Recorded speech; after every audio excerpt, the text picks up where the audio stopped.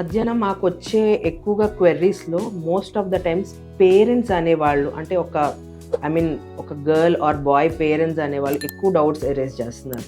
మా పిల్లలు late marriages చేసుకుంటున్నారు. తర్వాత వాళ్ళకి ప్రెగ్నెన్సీ వచ్చే ఛాన్సెస్ ఎట్లా ఉంటాయి? ఎందుకంటే ఈ మధ్య కాలంలో ఐవీఎఫ్ చేయించుకునే కపుల్స్ ఎక్కువైపోయారు. అండ్ చాలామంది ఎగ్ రిజర్వ్ తగ్గిపోయిందని చెప్పి, స్పెర్మ్ క్వాలిటీ తగ్గిపోయిందని చెప్పి బాధపడుతున్నారు.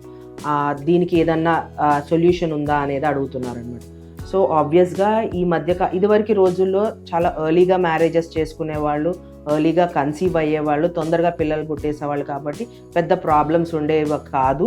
అండ్ అప్పట్లో లైఫ్ స్టైల్ కానీ మన ఫుడ్ తీసుకోవటం కానీ అన్నీ డిఫరెంట్గా ఉండేది. సో ఈజీగా కన్సీవ్ అయ్యేవాళ్ళు, ఎక్కడ ప్రాబ్లం వచ్చేది కాదు.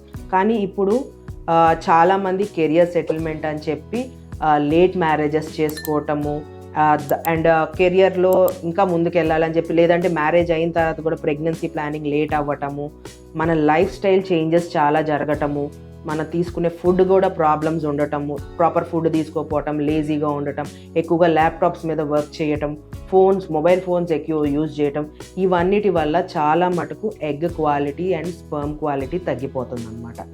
సో అందుకనే పేరెంట్స్ చాలా మటుకు స్ట్రెస్ ఫీల్ అవుతున్నారు ప్రెగ్నెన్సీ రావట్లేదని. సో మీరు ఏం చేస్తే బెటర్ మీరు మ్యారేజ్ చేసినా కూడా మీ పిల్లలకి, లేదంటే చేయకపోయినా కూడా ఒక ఫర్టిలిటీ కన్సల్టెంట్ దగ్గరికి తీసుకెళ్ళండి. బేసిక్ థింగ్స్ వాళ్ళు ఏం చేస్తారంటే, ఫస్ట్ థింగ్ AMH అనే బ్లడ్ టెస్ట్ చేస్తారు, మీ ఎగ్ రిజర్వ్ ఎలాగుంది అని ఆడవాళ్ళలో. అండ్ నెక్స్ట్ వచ్చేసేసి ఆ ట్యూబ్ టెస్ట్ మోస్ట్లీ ఏం చేయరు, బేసిక్ స్కాన్ చేస్తారనమాట. మీ గర్భసంచి ఎలా ఉంది, అండాశయాలు ఎలాగున్నాయి, నార్మల్గా ఉన్నాయా లేదా, లేదంటే పెల్విక్ రీజియన్లో ఏదైనా ఇన్ఫెక్షన్స్ ఉన్నాయా, ఇంకా ఏదన్నా ప్రాబ్లమ్స్ ఉన్నాయా, పీరియడ్స్ రెగ్యులర్గా వస్తున్నాయా లేదా, ఎన్ని రోజులకి గ్యాప్లో వస్తున్నాయి అనేది క్లియర్గా తెలుసుకొని. ఎందుకంటే చాలామందికి PCOD ఉండొచ్చు. ఈ మధ్యకాలంలో PCOD అని చాలామంది PCOD ఉండటం వల్ల ఏంటంటే ఇర్రెగ్యులర్ సైకిల్స్ వస్తున్నాయి.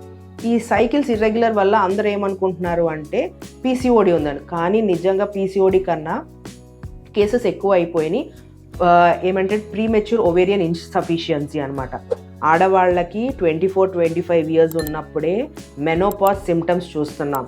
అంటే మెనోపాజ్ ఏ ఏజ్ వాళ్ళకి వస్తుంది, 45-50 ఇయర్స్ వాళ్ళకి వస్తుంది. వాళ్ళకి పీరియడ్స్ రావన్నమాట. అంటే AMH వాళ్ళకి <0.01 అట్లా ఉంటుంది. అలాంటిది 24-25 years, maybe because of genetic factors అన్న అవ్వచ్చు, మన లైఫ్ స్టైల్ వల్ల అవ్వచ్చు, ఇంకా వేరే ప్రాబ్లమ్స్ అంటే థైరాయిడ్, ప్రొలాక్టిన్ ఇలాంటి ప్రాబ్లమ్స్ వల్ల కూడా అవ్వచ్చు. మోస్ట్ ఆఫ్ ద టైమ్స్ ఇట్లా ఉండటం వల్ల వాళ్ళు ప్రెగ్నెన్సీ రావట్లేదు అనమాట. నెక్స్ట్ వచ్చేసి మగవాళ్ళలో సీమెన్ అనాలిసిస్, స్పెర్మ్ టెస్ట్ అనేది మెయిన్ ఇంపార్టెంట్ థింగ్ మగవాళ్ళలో. ఎందుకంటే ఈ మధ్యన స్మోకింగ్, డ్రింకింగ్ ఎక్కువ చూస్తున్నాం మగవాళ్ళలో కూడా.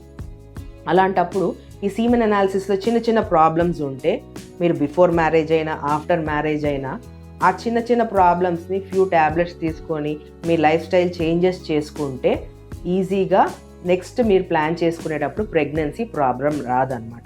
సో పేరెంట్స్ ఎవరైతే చూస్తున్నారో, మీ పిల్లలకి ఏదైనా ప్రాబ్లం ఉన్నా, మీరు మెయిన్ థింగ్ చూడాల్సింది ఇర్రెగ్యులర్ పీరియడ్స్, వాళ్ళ BMI ప్రాపర్గా ఉందా లేదా, వాళ్ళ డైట్ ప్రాపర్గా తీసుకుంటున్నారా లేదా, స్ట్రెస్ లెవెల్స్ ఎక్కువగా ఉన్నాయా లేదా, స్లీప్ ప్రాపర్గా ఉందా లేదా, ఇవన్నీ క్లియర్గా చూసుకోండి.